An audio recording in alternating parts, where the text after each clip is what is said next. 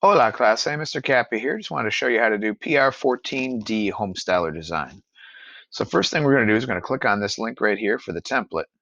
And it's going to take us to the Homestyler website and ask us if we want to open this design.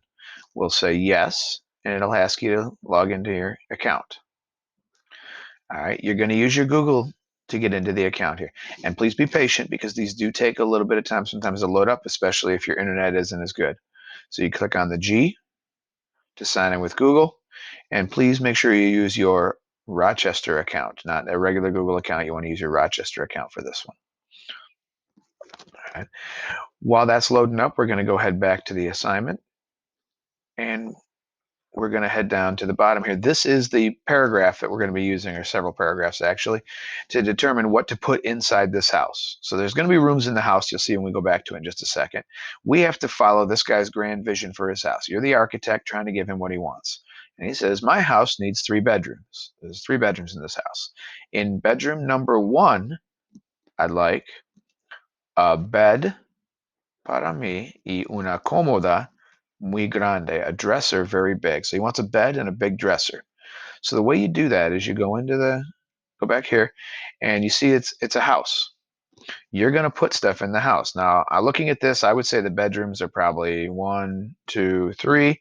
There's a bathroom. We'll see what the other rooms end up being, probably a kitchen, dining room, living room. But we're going to use the model library over here to find the stuff we need.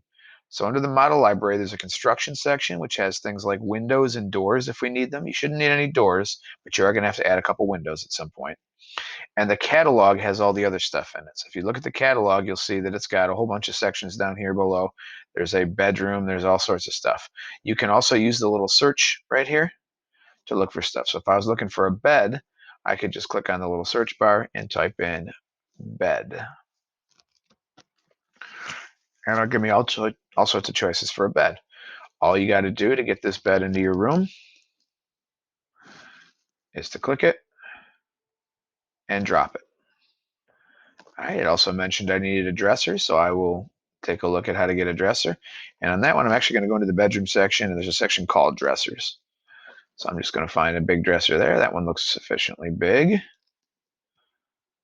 And again, when I click on it, it'll let me drop it anywhere. When you put it near a wall, it'll shift it so that it's on the wall like you want it. So there, it's on the wall. All right, the trick to this whole thing is just to kind of gently put them in there.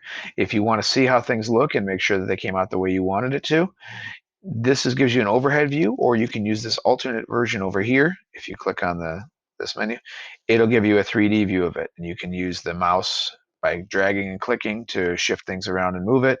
As you can see, my dresser looks really good there. My bed looks just fine. Sometimes it's easier to use this mode to put stuff in. Like for instance, the next item says I should put a lamp on the dresser. It'll be easier to put a lamp on the dresser using this view than it will be to use this view. But you're welcome to use either view, whichever you feel more comfortable with. I think the 2D version, this one here, is much easier to drop stuff in, but it's up to you. The big deal here is this is not like any other Google assignment. You need to make sure you save frequently. So you come up here and you click that save button every once in a while. Okay? By saving it, you make sure that it's kept. If you don't save anything and you happen to lose your internet or everything pops out, you will lose all your work. So my recommendation would be every time you finish a room or put a couple items in, click save. If you're one of those people who's really paranoid about your internet connection home because it's always going out, I might even just click save every time I entered information. All right, when you're all done with this thing here, you're just going to end up sharing the link for it with me. There's a quick and easy way to do it. You click on File, Share the Project, you make it public, which doesn't mean everyone's going to see it. It just means that anyone who has the link can see it. So you copy that link and do what you always do. You head into Google Classroom, add the link just like we do whenever we're trying to do flashcards or anything else like it. All right, guys, good luck. You can always send me messages if you're not sure what to do. Adios.